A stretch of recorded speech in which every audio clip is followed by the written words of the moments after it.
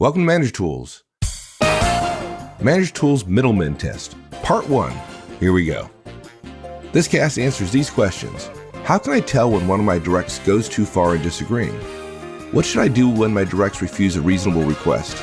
What are the limits of my authority? If you want answers to these questions and more, keep on listening. If you enjoy our guidance about the management trinity, getting to know your people, talking about performance, asking for more, pushing work down, and our tools are helpful, one-on-ones, feedback, coaching, and delegation. The ideal way to learn about implementing them is to come to one of our effective manager conferences. One day, we cover all of the major topics. You practice feedback, you practice coaching, you practice delegation. I can't tell you the number of times people have said to us, wow, I thought I understood the tools. And then when I had to practice, I realized I've taken it to another level. Come to the website, check out our conference schedule, see us all over the U.S. and in Europe and in Asia and in Australia. See you there. I've never had a direct that refuses or disagrees with a reasonable request. Never happened to me. Never. Well, I know you're joking. I can tell by your tone. But what's funny is I haven't. You haven't? Okay. You brook no disagreement. No. I mean, maybe that's true. Maybe. I don't know. I don't think so. Yeah. I mean, you've actually had a direct say, no, I'm not going to do that. Yeah, absolutely. Look, not all. I don't. Well, it sounds like I'm saying, like, yeah, all the time. No, not all the time. I had it once, right. And that person no longer worked for me. Several months later. Did you invoke the Ozan executive rule? Don't make me come down there and do your job for you. Yeah, that was interesting. Yeah, same person. Yeah. By the way. Okay, enough rambling. We gotta help our high Ds. We gotta get right at the point, folks. Sometimes directs refuse or resist reasonable requests. And by the way, we're going to come back to reasonable. And this is particularly true of frontline managers. When you're a frontline manager, it's normal. If you're struggling right now with the limits of your power, when do you invoke role power? How much authority do you have? Can you use relationship power? Should you allow a direct to just say no and then give someone else their work? And the frontline managers don't know. And so the fact that you don't know, you're not alone. And most frontline managers greatly underestimate their ability to politely insist with their directs.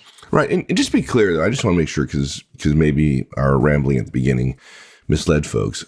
We're not talking about your directs can never disagree with you, right? We're talking about refusing or disagreeing to comply with the request to do something. If you have an idea and a direct disagrees with you and you have a conversation about it, there's nothing wrong with that. That's not what we're talking about. I just want to be if we're trying to figure out how to solve a particular project, we're trying to figure out how to structure a project. Do we go get a designer early, or do we wait until we fleshed out some rough ideas? Does it, and how much will that cost, and so on? And let's say I'm the boss, or Mike's the boss, and Mike is thinking, I'd like to wait. We'll save a little money by bringing the designer in later, but we can also benefit by giving them some fleshed out ideas. And I'm Mike's direct, and I say, no, I tell you, boss, I disagree. I think we're wrong here. I think the sooner the designer gets in, the more they know, the more they hear, the better they'll understand, and so on. So far, so good. So far, so good. So Mike says back to me, I get that, but I'm not sure in my experience, and, I don't know the designers are all that helpful. And if they sit through 5 or 6 days over the course of the next month of meetings with us, we're going to be paying them, and I'm not sure that will necessarily help them.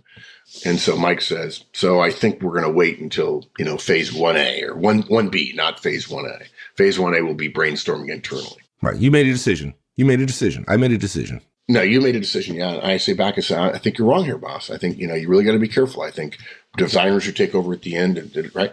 This is normal, guys. That is not disagreeing with your boss. That is the healthy debate and exchange of ideas. And we hope that one does it nicely. Now, of course, there's always the case of the high D who's like saying, you're being an idiot, boss. This is wrong. It's stupid. You'll never work. But then hopefully that high D is self-aware enough and gets over themselves. But the problem is when Mike says, no, that's what we're going to do. I appreciate your input, Mark. Thank you. Good idea. But I want to go ahead and wait, and it'll save us a little bit of money, and money's tight, and so on. And then I say, well, if that's the case, I'm not going to be involved in the early thing. That's a different story.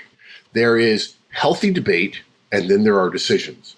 And when decisions are made, and let's assume that this is a case where the decision would naturally be made by the manager. Once the decision is made, an earlier disagreement is completely appropriate, but not once we start implementing. And decisions are both choices about what to do and actually taking action. And so once the decision is made, what we call it is murder in the unchosen alternative. And we actually have a podcast called Professional Subordination where we talk about everything.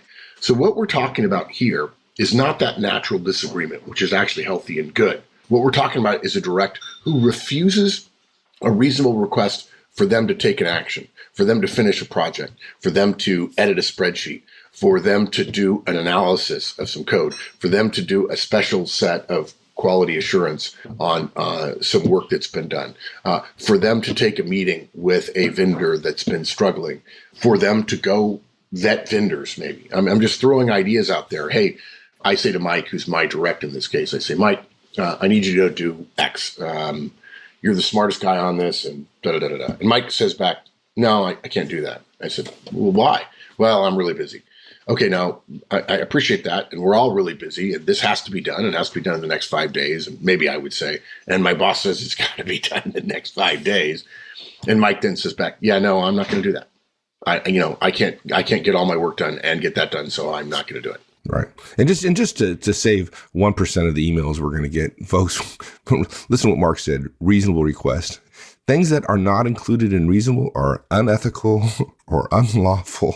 Right? So we're not talking about those requests. Yeah. We assume that everybody who comes to our show is ethical, wants to learn more about being a professional and being effective, but you're an ethical person. If you're making unreasonable requests, like go get my dry cleaning, or something like that, then no, that's not reasonable.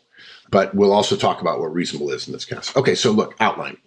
Never tolerate from your directs that which you would not visit upon your boss. That's the Manager Tools Middleman Test. The second thing, avoid public confrontations or feedback. A lot of times resistance happens in public. And directs, I've interviewed them, say, it's better for me to argue in public because my boss can't really disagree with me without making it a problem. Then the third thing is you address the disagreement in private with either feedback or insisting, and insisting means invoking some role power. Okay, so let's start with never tolerate. And for the record, I would say I've gotten this question in the last 10 years 200 times.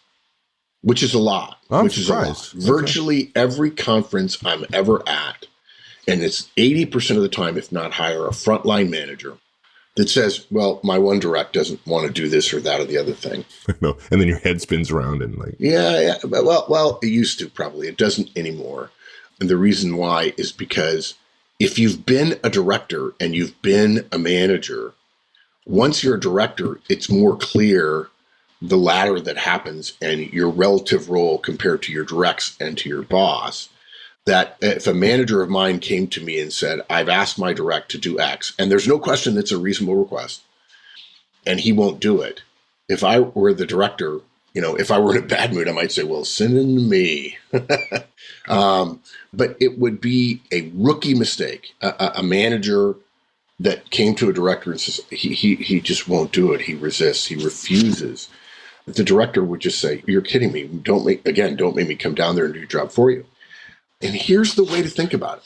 If you wouldn't resist or refuse or choose not to comply to your own boss in a roughly similar situation, your direct's position is untenable, and it's reasonable for you to insist by saying, I've made a reasonable request. It's not something you can refuse. Now, guys, to be clear, Manager Tools, for those, if you're just joining us, we've got 12 years of podcasts out there. If you magically were able to listen to all of them, you'd hear us talk openly about how there are 3 types of influence or authority or power in organizations: relationship power, expertise power, and role power. We do not believe that role power needs to be invoked very often at all. We're saying less than 5% of the time. 85 to 90% of your value as a manager is in relationship power, is in the authority that comes from mutual trust. Okay. And there's also some expertise power in there as well, if you're the smartest person in the room and everybody comes and asks you for guidance. Okay. and then they follow your guidance. It's not enough that you think you're smart. Everybody else has to think you're smart enough to do what you tell them to do. So this is a case where the refusal of a reasonable request could lead to the insistence of something being done, essentially invoking role power to make it happen. We don't say this very often. So if this is your first cast, don't overreact and go, oh my God, these guys are pushing people around. That said, I will tell you that the theme in the corporate world today, in the middle of the second decade of the 21st century, is that individuals can pretty much do whatever they want. That, you can wear what you want to work and say what you want at work and so on. This is generally not true. And that's not because Mike and I are both over 50, but rather because organizational theory and organizational life have certain principles and norms that are not well taught. They weren't well taught when Mike and I were going through organizations as well. But without them, things begin to break down. So again, when you think about it, you're the middleman between your boss and your direct. That's why we call this the middleman test. Managers too often forget that they're the middleman. And when managers are about to ask us and they say, well, I've got a recalcitrant direct, I've got somebody who's resisting or refusing or dragging their feet or something, we ask them, it's real simple. I would say, well, would you ever do this to your boss? And we get gasps, we get horrified cries of, oh, dear gosh, no, I would never do that. No, oh, no, this person is clearly wrong. And I said, well, if they're clearly wrong, why aren't you just telling them, no, I'm insisting you need to do that. And ultimately there'll be consequences if you don't. And he or she says, oh, well, it's not right. My boss could reasonably ask this of me. And of course I'd agree. And in some cases, the light dawns that if a direct refused something reasonable from the boss, if that works at one level of the organization, that one should not do that, then perhaps it works at every level. But if you're a frontline manager, you've not been steeped in it. You haven't had a chance to get your feet under you. You don't feel completely confident about the parameters and limits of your authority and your relationships and so on.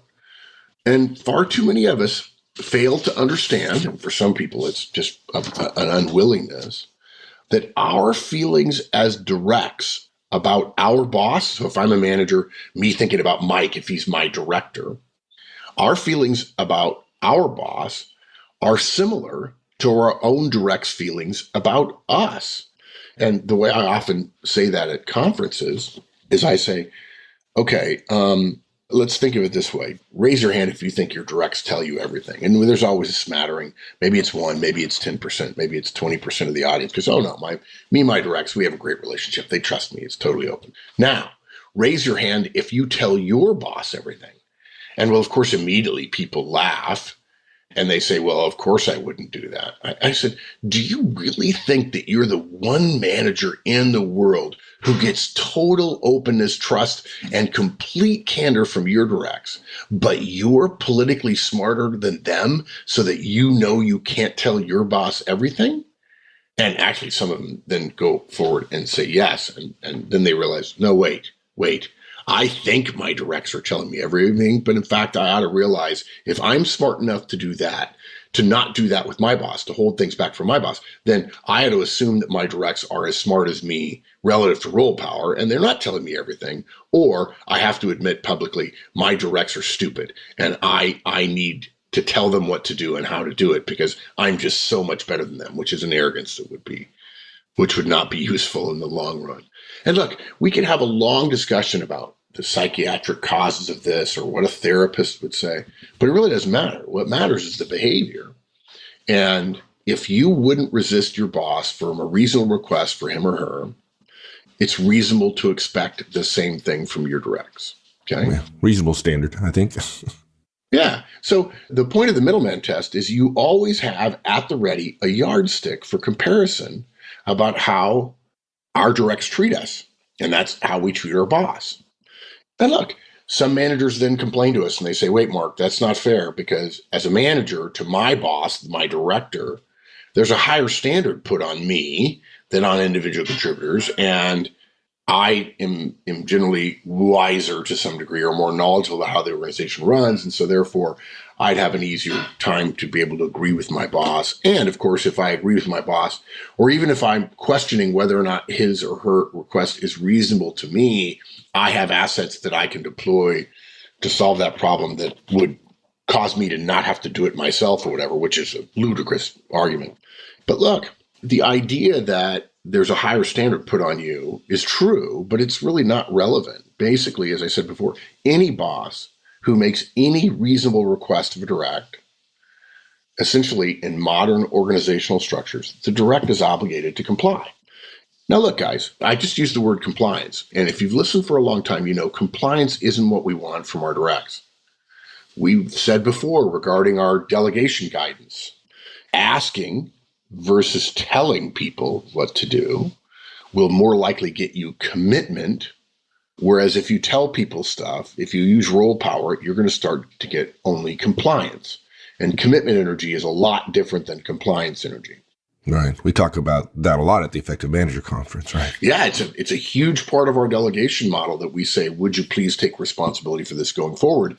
And people struggle with that. They're like, what if they say no? I said, well, that probably is a sign about how effective your relationship is with them. And managers really love at our conference practicing the feedback model, the coaching model, delegation model. That's right. And having scenarios thrown at them and getting their questions answered directly. Yeah, and struggling through them. Yeah, and then doing it and getting feedback and doing it and getting feedback. And pretty soon you're like, oh, I can do this. I can do that. Yeah.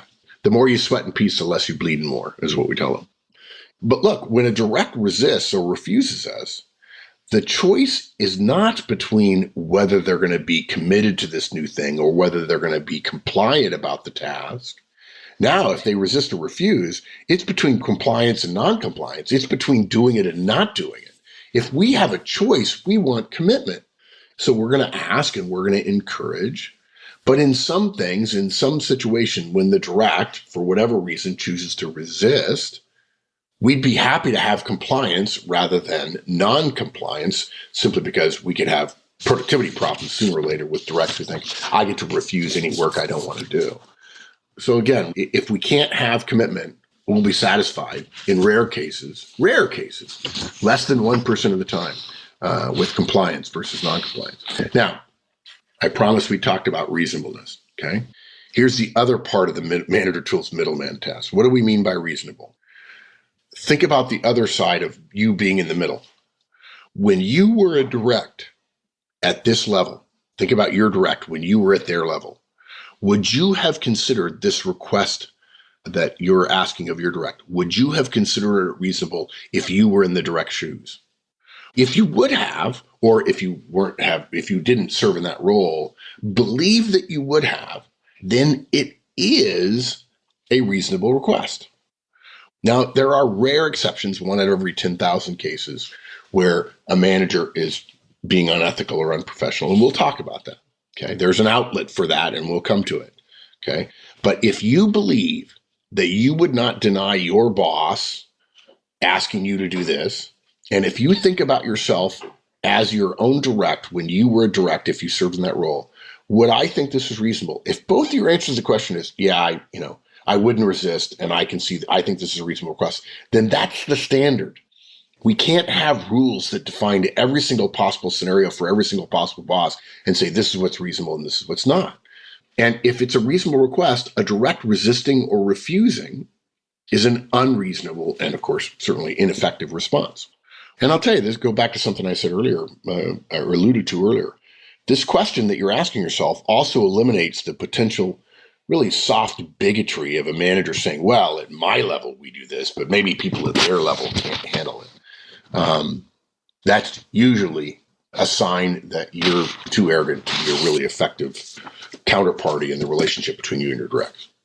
Okay. So sometimes this happens in public. So yeah, it happens more often in public than it does in private, or it's a significant. It may only be 40%. I don't have any data, but my sense is it happens far more often in public, and I think directs believe that it gives them some cover.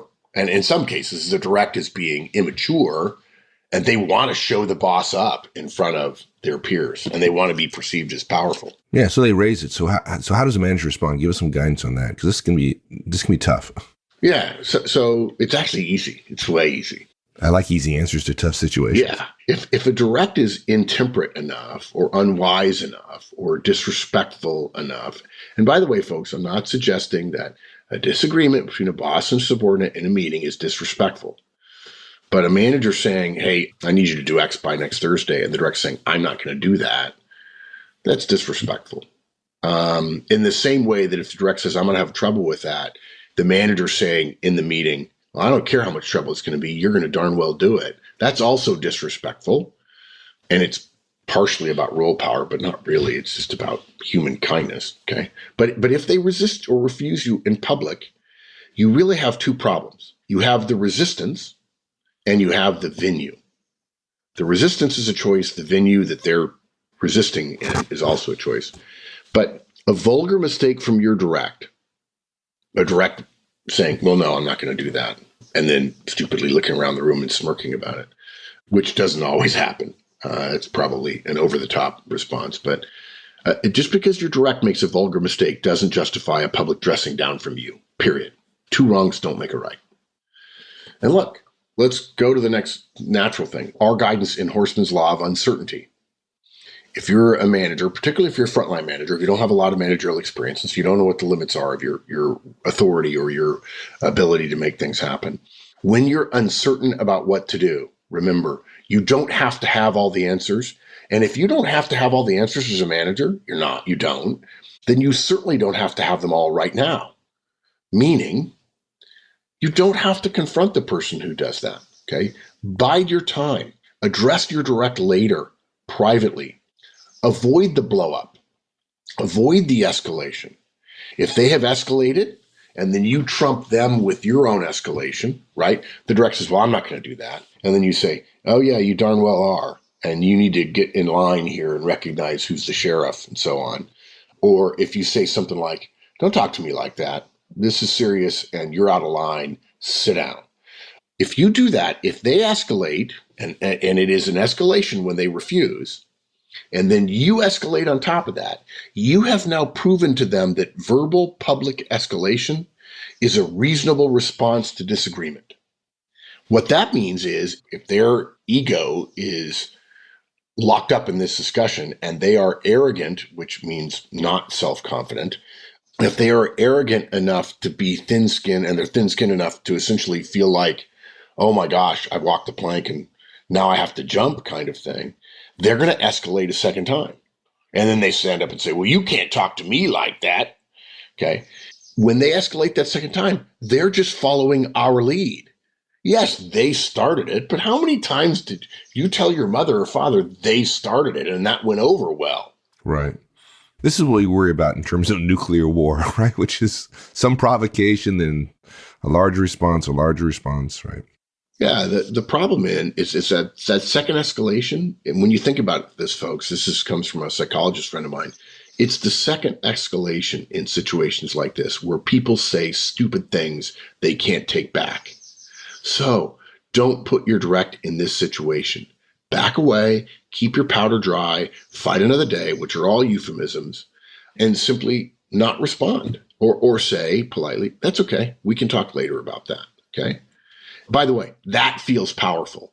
Dressing down a direct, attacking them, putting them in their place, that's not powerful. It's actually seen as weak by people who are self-confident and comfortable in their own skins. Do we have to keep a flat aspect?